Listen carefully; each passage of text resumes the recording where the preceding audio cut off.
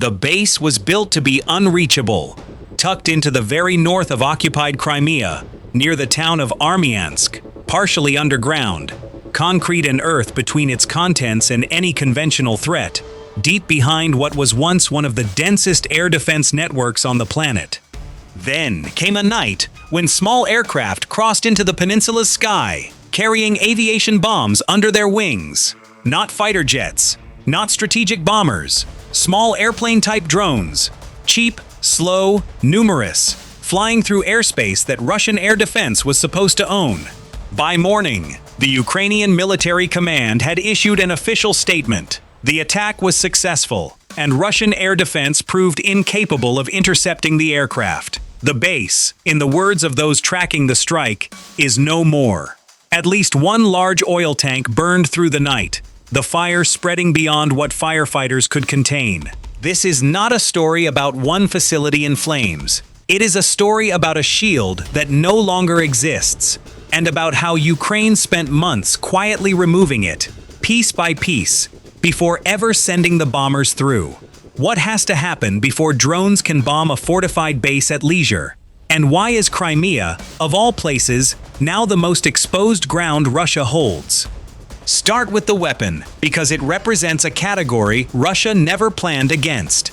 These were not the familiar one-way attack drones that trade themselves for a single warhead. These were small aircraft acting as bombers, carrying multiple aviation bombs to a target, releasing them, and, quite possibly, flying home. Whether this particular wave returned or finished as strike drones remains unconfirmed, but the logic is visible either way.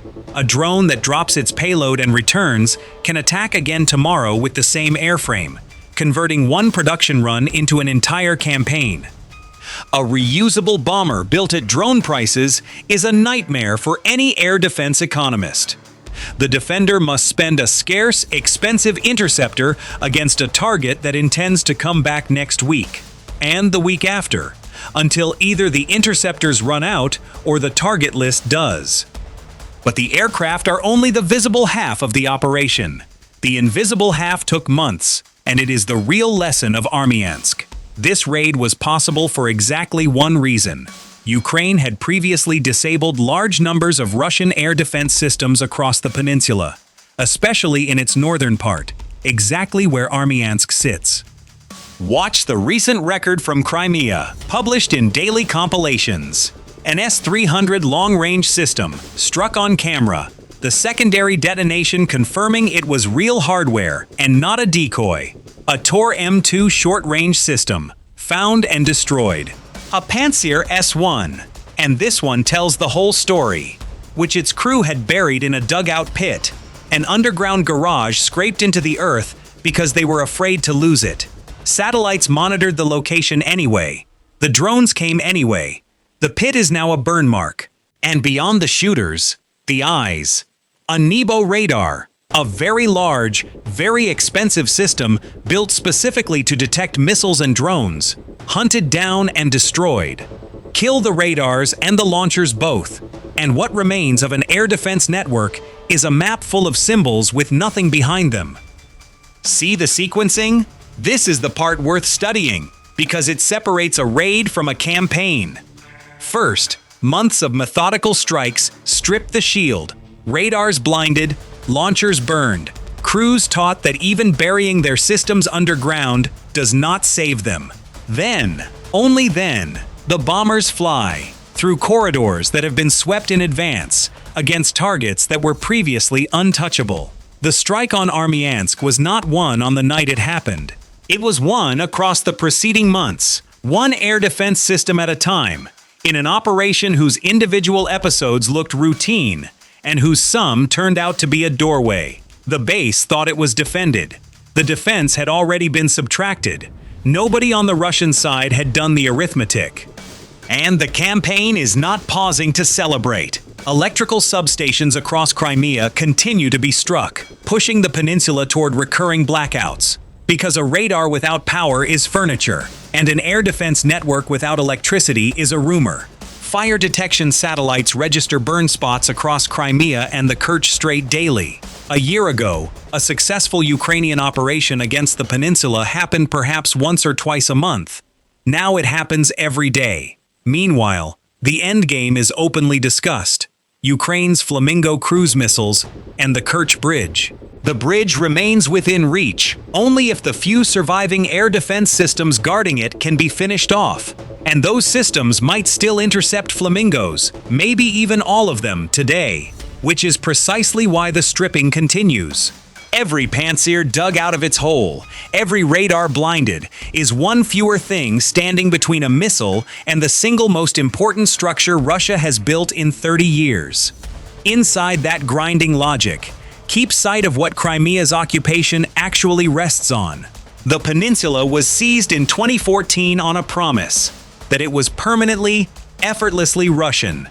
A fortress, a resort, a fact. The garrison there has spent a decade believing distance and density made them safe. Now the crews bury their launchers at night, and satellites watch them dig. Now the lights fail, the fuel farms burn, and the official statements from Kyiv announce successful strikes that Moscow's own air defense could not contest. Fear travels through a garrison faster than any order, and a fortress that feels like a target has already lost the argument it was built to make. Here is the question for the comments, and planners in several countries would love your answer. If you commanded Russian air defense in Crimea, with limited systems left and everything from substations to radars under nightly attack, what would you protect first? The bridge, the bases, or the power grid? You cannot protect all three. That is exactly the dilemma Ukraine has engineered. Choose, and explain your choice below. And notice the detail that makes the dilemma unsolvable. The three assets defend each other. The grid powers the radars that guard the bases, that shelter the systems that screen the bridge. Pull any one thread, and the other two loosen, which is why Ukraine's targeteers refuse to concentrate on a single category, rotating instead between power, sensors, shooters, and storage so that no defensive posture stays correct for more than a week. A defense that must be right everywhere, against an attacker who only needs to be right somewhere, is not defending. It is triaging. And triage, continued long enough, is just defeat with better paperwork. Zoom out to the doctrine being written in real time. Suppressing enemy air defenses, SEAD, has historically been the most expensive mission in air warfare, demanding stealth aircraft, specialized missiles, and budgets only superpowers carry. Ukraine is executing a full SEAD campaign against one of the world's densest networks, using drones, satellite reconnaissance, and patience, at a cost that would not buy a single Western stealth fighter. The lesson for every military watching is uncomfortable and unavoidable. Air defense that can be found can be killed, and everything can now be found. The battle for Crimea's sky was decided before the bombers ever took off, in months of unglamorous strikes that the nightly news barely mentioned. The verdict stays open, because honest analysis demands it. Russia can reinforce the peninsula with new systems, rotate fresh crews, disperse harder, and it retains the ability to strike back at Ukrainian cities and infrastructure, as it does with missiles and drones continually. War is always a race of adaptation, and shields can be partially rebuilt. But rebuilding under daily observation and nightly fire is a different task than building in peace. Every replacement system arrives onto a target list the moment it radiates. If Ukraine sustains this tempo, the peninsula's remaining defenses thin toward a threshold where the bridge itself becomes servable. If Russia wins the reinforcement race, Armiansk stays an episode rather than a beginning. The satellites will tell us which, in fire spots, night by night. So make the call. Is the Kerch Bridge reachable within this year? Or does Crimea's shield hold long enough to matter? Date your prediction in the comments. This channel keeps receipts. If this pulled the hidden months behind one night strike into focus for you, press like right now. It is the fastest way to push real analysis past the noise. Share it with someone who still calls Crimea a fortress, and subscribe, Because the campaign against that shield is accelerating and every week rewrites the map of what is reachable. Peaceful skies, over free cities, and someday over a free peninsula.